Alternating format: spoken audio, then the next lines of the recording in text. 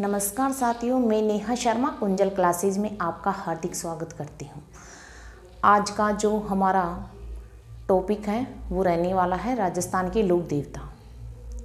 सबसे पहले मैं आपको एक बात बता दूँ कि आप जो मैं आपको क्लास दे रही हूँ उसको अगर आपके समझ में आए तो लाइक करना, ज़रूरतमंद विद्यार्थियों तक शेयर करना और सब्सक्राइब करना और वीडियो को एंड तक देखना, तब ही आपको कुछ चीज़ समझ में आएगी।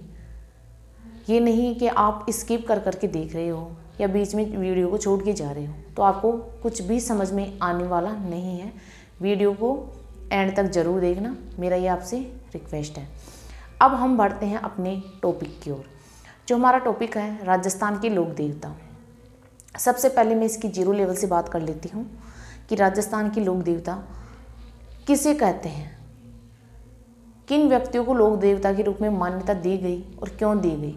सबसे पहले हमारे मन में यही प्रश्न उठता है कि राजस्थान के जो लोक देवता है क्यों उनको लोक देवता के रूप में मान्यता दी गई। तो सबसे पहले मैं बात कर लेती हूँ आपसे कि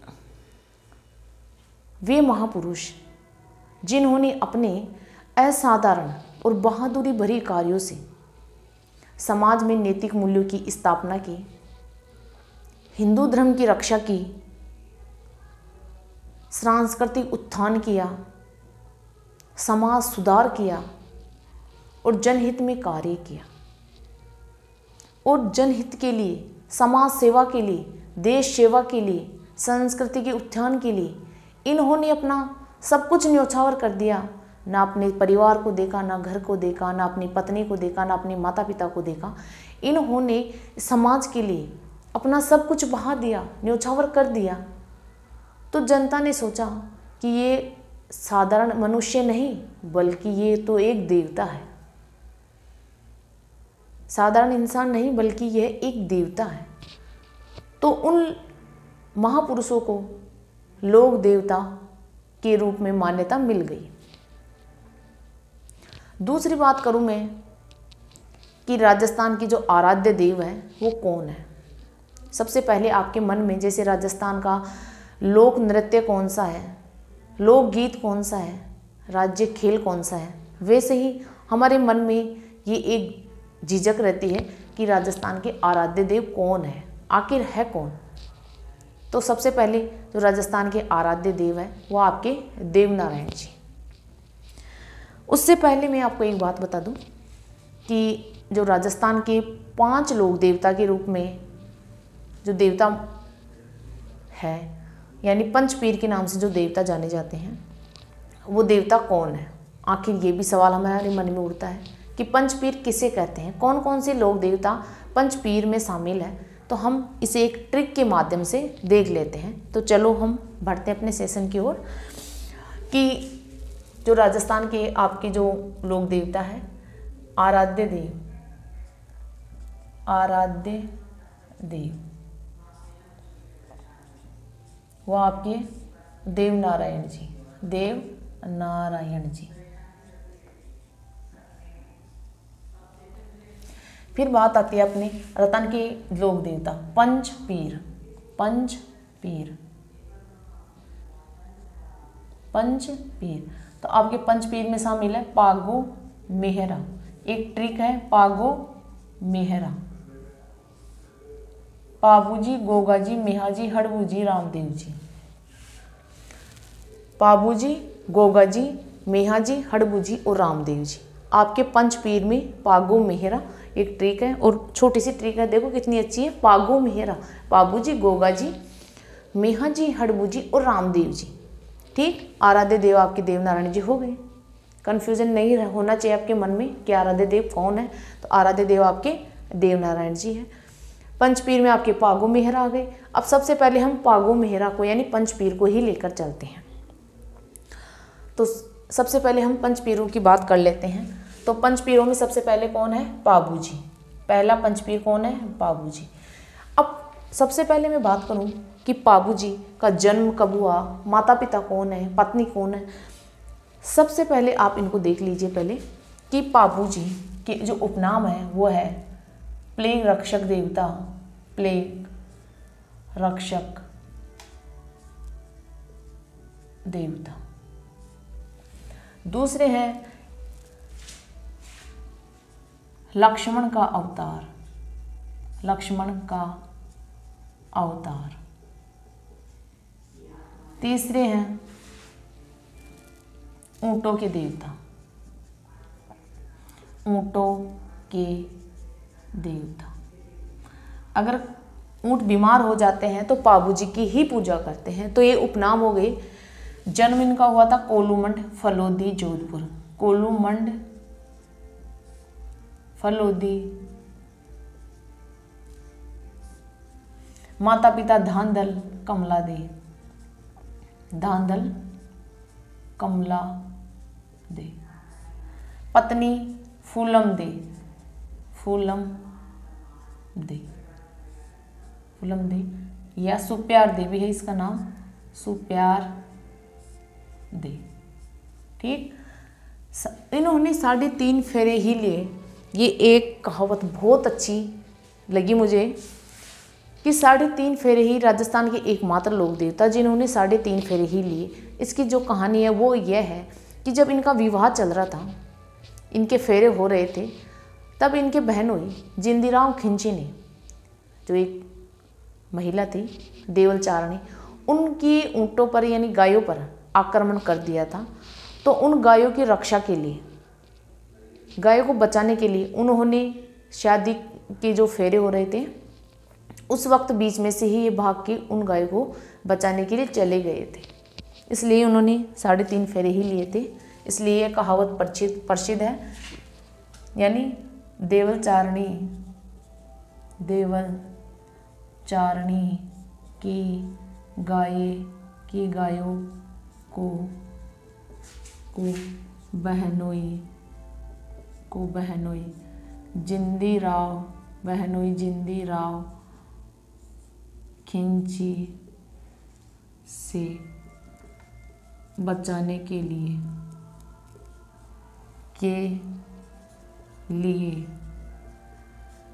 बीच में ही भाग गए व युद्ध किया और वीर गति प्राप्त की। पीर यानी मेहर जाति के मुसलमान, मेहर जाति के मुसलमान मानते हैं।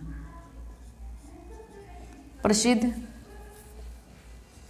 बाला लिए अश्वारोही, बाला लिए अश्वारोही व बाईं ओर झुकी पाग हेतु, यानी जो उपनाम प्लेग रक्षक देवता, लक्ष्मण का अवतार, ऊँटों के देवता। क्लियर। इनका जन्म कोलूमंड फलोदी जोधपुर में हुआ था। इनके माता पिता धांधल और कमला दे थे। इनकी जो पत्नी का नाम था वो फूलम दे और सुप्यार दे था, जो ये बीच में ही सती हो गई थी। इन्होंने 3.5 फेरे ही लिए थे, वो कहानी मैं आपको बता चुकी हूँ। और जो मेहर जाति के मुसलमान है ना, वो इन्हीं पीर नाम से पूछते थे, पीर के नाम से पूछते थे। और प्रसिद्ध यानी भाला लिए अश्वारोही और बाई और झुकी पाग हेतु ये प्रसिद्ध है।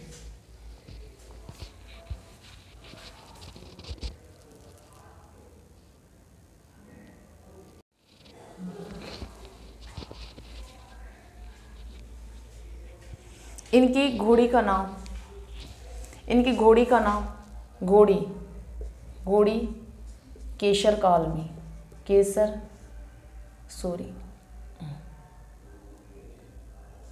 कालमी, घोड़ी केसर कालमी थी। और पवाड़े यानी पाबूजी के पवाड़े, पाबूजी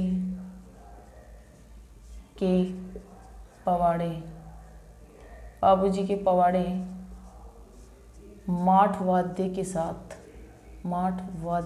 के साथ, रेबारी जाति जाति।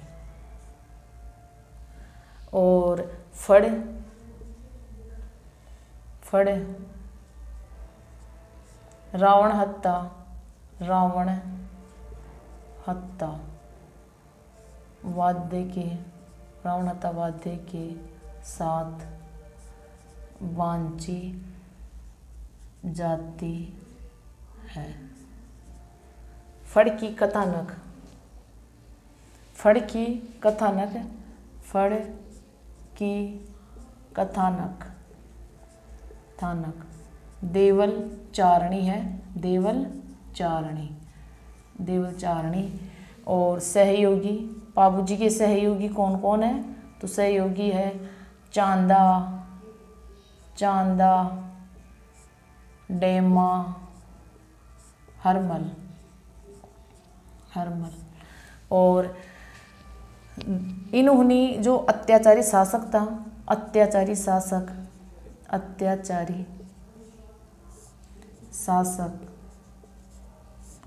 दूधा सोमरा को हराया। दूसरी बात, मारवाड़ में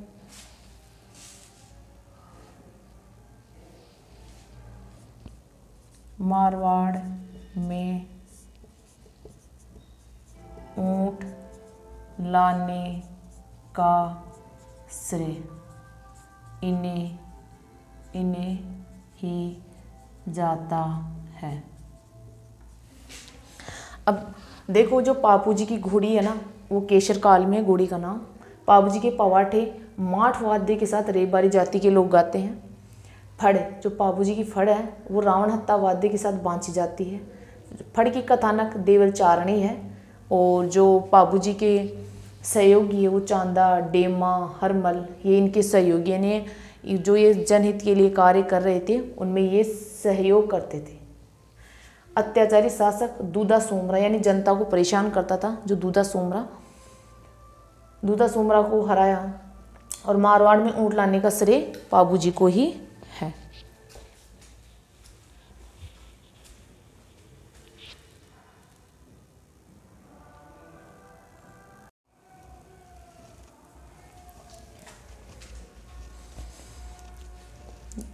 अब जो आपके पागु मेहरा में पंचपीरों में आपके बाबूजी हो गया था। और अब गोगा जी का जन्म, सबसे पहले गोगा जी का जन्म ददरेवा चूरू में हुआ था। ददरेवा चूरू इन्हें सांपों के देवता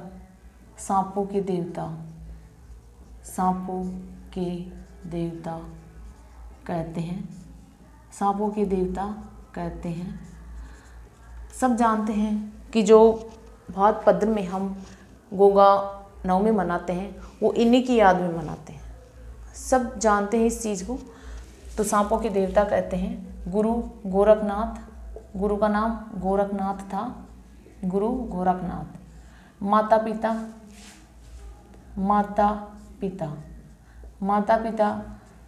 जेवर बाछल।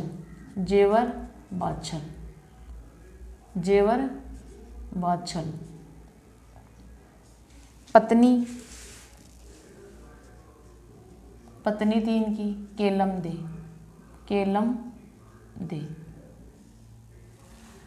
अब सोमनाथ मंदिर की एक कहानी है, बहुत इंटरेस्टिंग कहानी, आप सुन लो।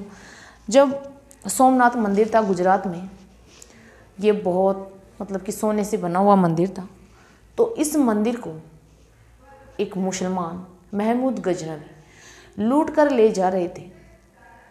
तो उन्होंने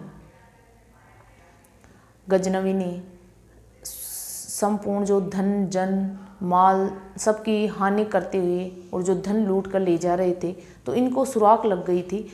तो उन्होंने अपने प्राणों की परवाह न करते हुए गजनवी से युद्ध किया और वीर गति को प्राप्त हुए, लेकिन मंदिर को लूटने नहीं दिया। कि सोमनाथ मंदिर को लूट कर ले जाने वाले गजनवी से युद्ध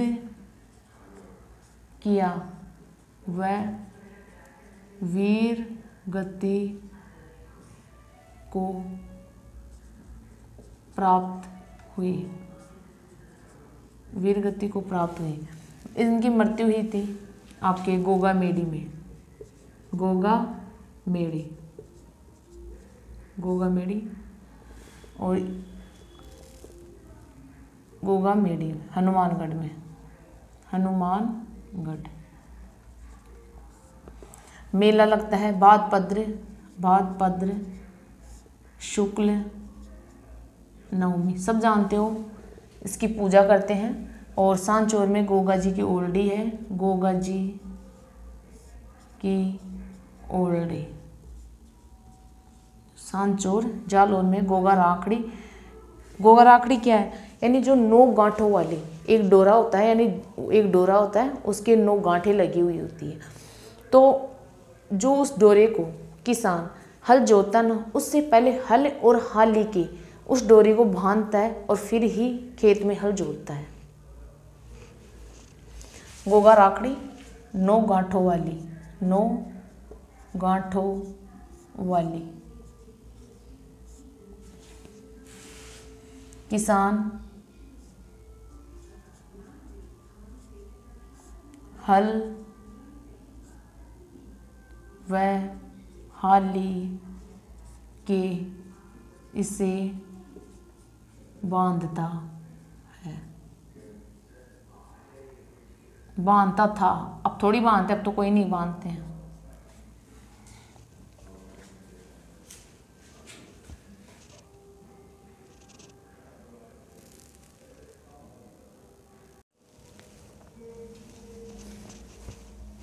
जो गोगा जी की घोड़ी है उसका नाम नीली है, घोड़ी नीली।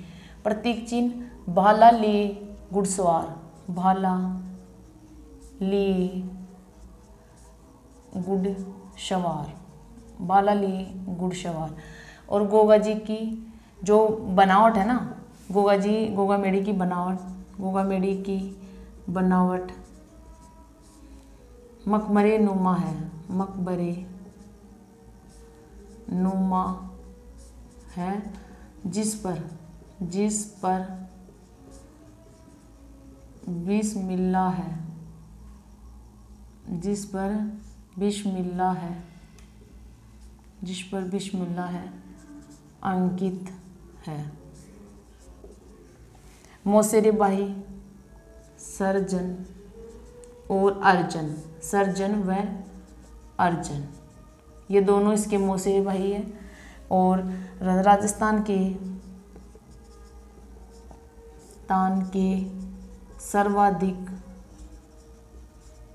सर्वाधिक पूजे जाने वाले भूम्या, यानी राजस्थान की सर्वाधिक पूजे जाने वाली भूम्या, यानी इनकी घोड़ी का नाम है नीली है। प्रतीक चिन्ह भाला लिए घुड़सवार। गोगामेड़ी की जो बनावट है, जो गोगामेड़ी हनुमानगढ़ में इनका जो मंदिर बना हुआ है, उसकी जो बनावट है वो मकबरे नुमा है, जिस पर बिस्मिल्लाह अंकित है। मौसेरे भाई सर्जन और अर्जन राजस्थान के सर्वाधिक पूजे जाने वाले भूम्या गोगा जी कहलाते हैं। धन्यवाद, मिलते हैं अगली क्लास में। तब तक के लिए जय हिंद, जय भारत।